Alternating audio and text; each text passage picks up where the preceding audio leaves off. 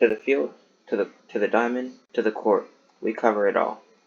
Welcome back, everybody, to GKY Sports Center.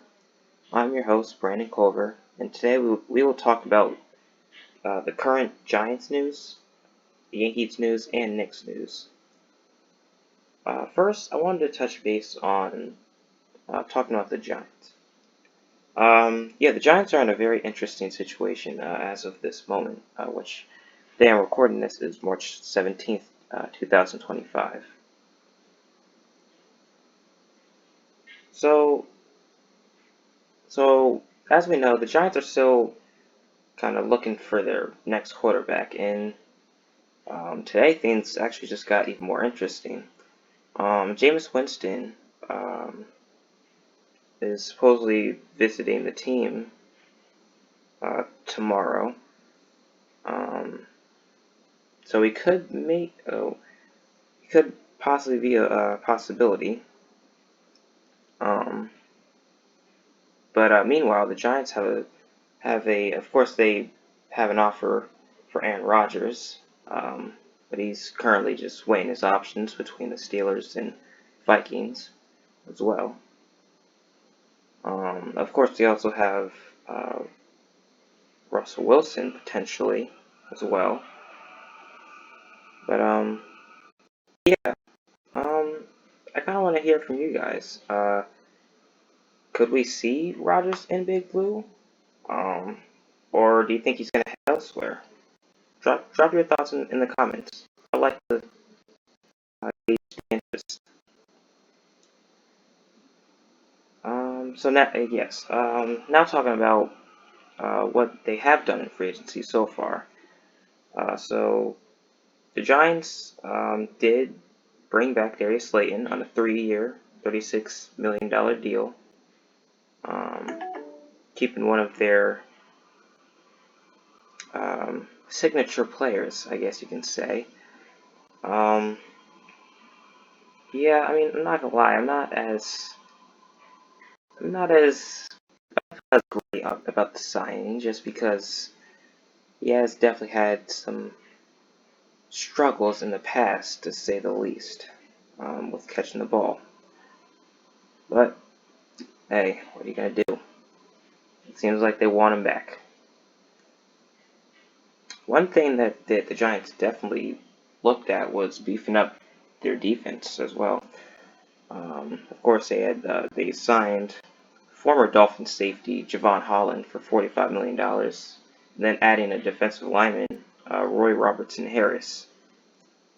So yeah, they're not playing around with the defense, which which has always been like a backbone for the Giants. So let's talk about the draft plan. So currently, the Giants hold the third overall pick in the draft, and depending on how free agency shakes out, via potentially signing Aaron Rodgers or Russell Wilson or whoever, they could be eyeing a top quarterback, or potentially um, a Travis Hunter of the world in the draft. So, do you think they could go all in on a new franchise signal caller such as Shador or Cam Ward, um, or will they try to maybe build around that and maybe wait another year to pick their franchise guy, supposedly? Let me know what you think. So yes, this offseason has been very interesting, and the Giants are definitely making some moves. Um, so yeah, what do you think about Jameis Winston potentially joining the team, and who should take in the draft? Tell me in the comments. All right, next I wanted to talk about the Yankees. So Yankee fans, we've got a lot to unpack. We got devastating injuries to inspiring comebacks and roster shakeups. I just wanted to give you all the latest info regarding spring training 2025. So first off, of course, we have our pitching woes and then injuries. So of course, we all know about Garrett Cole. It's fortunately out for the season after undergoing, or is going to undergo Tommy John. Um, this leaves a massive gap in our pitching staff, and it's not just Cole. Um, we have Luis Heel, who's out for probably a few months as of right now, and then we've been told that Clark Schmidt has been scratched or was scratched from his start due to shoulder soreness. Um, so yeah, just very interesting stuff regarding our injury news as of the moment. And of course, more bad news is that Giancarlo Stanton um, could be. We don't know when he's going to come back. Um, he could be back as soon as Memorial Day, or he could be out for the rest of the year. We don't know. I hope he's all right, and hope for a speedy recovery as well. Um, but yes, this definitely raises some concerns about our potentially our offensive firepower heading into the season. We're gonna need guys like Volpe and Wells and Dominguez to really step up their game. Um, so yes, of course, we I do know that we are definitely a little anxious. Um, yeah, confidence in clinching the AL East is definitely dipped or you know, taken a turn, especially with teams like the Orioles and Red Sox still going to be in the mix. Um, so the road is going to be challenging, but we are the Yankees. So we've definitely faced some adversity before. But Yankee faithful, I actually want to hear from you guys. How do you think we should navigate these setbacks? Are there any prospects you'd like to see step up? Drop your thoughts in the comments. And then lastly, I wanted to talk about the Knicks. So recently, the Knicks included a road trip with a narrow 97-94 loss to the Golden State Warriors. Something that I did not point out before was that there was a heated exchange between Cat and Draymond, with Green labeling Towns as soft.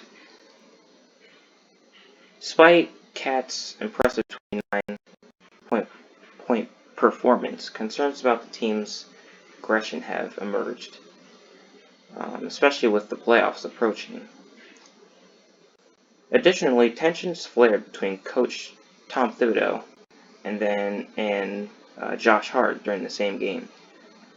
Hart logged 39 minutes without scoring, um, eventually leading to a heated sideline argument. While Tibbs downplayed the incident, fans are starting to express their frustration, with, of course, some calling for Tibbs' job. After the game, several players,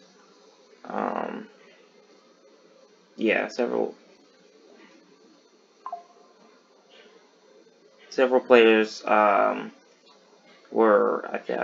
were interacting with Draymond, I think, which definitely raised some eyebrows among fans.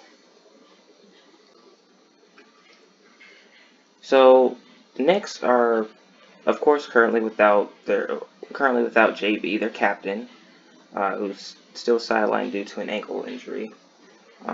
His absence has significantly impacted the team's offensive cohesion, and as of right now, his return date still seems uncertain. So, as of March 17th, 2025, the Knicks hold a 42-24 record, placing them third in the East. They have secured at least a spot in the play-in tournament, but with the regular season winding down, maintaining or improving their position could be crucial for a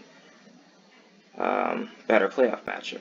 As of right now, we would face the Pistons in the first round and then possibly the Celtics in the second round. Looking ahead, the Knicks will, or actually, they actually just concluded facing the Heat, which will be another video soon. Hint, hint, wink, wink. Yeah, before the game, the Heat were struggling, riding a 7-game losing streak. However, with Brunson's absence and recent team dynamics, the Knicks needed to kind of lock in and focus to secure a victory. So Knicks Nation, now I want to hear from you guys. How do you feel about the recent team dynamics and coaching decisions?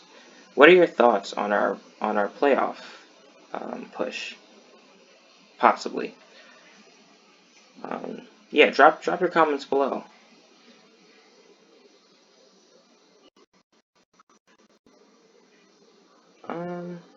So yeah, that's gonna do it for me. I want to thank everybody who stopped by to listen to my analysis today, and I hope you'll continue to support. Don't forget to like, comment, subscribe, and share. I am Brandon Culver, and I am signing off. I will be back to talk more news and break down Knicks game very soon. Peace, y'all.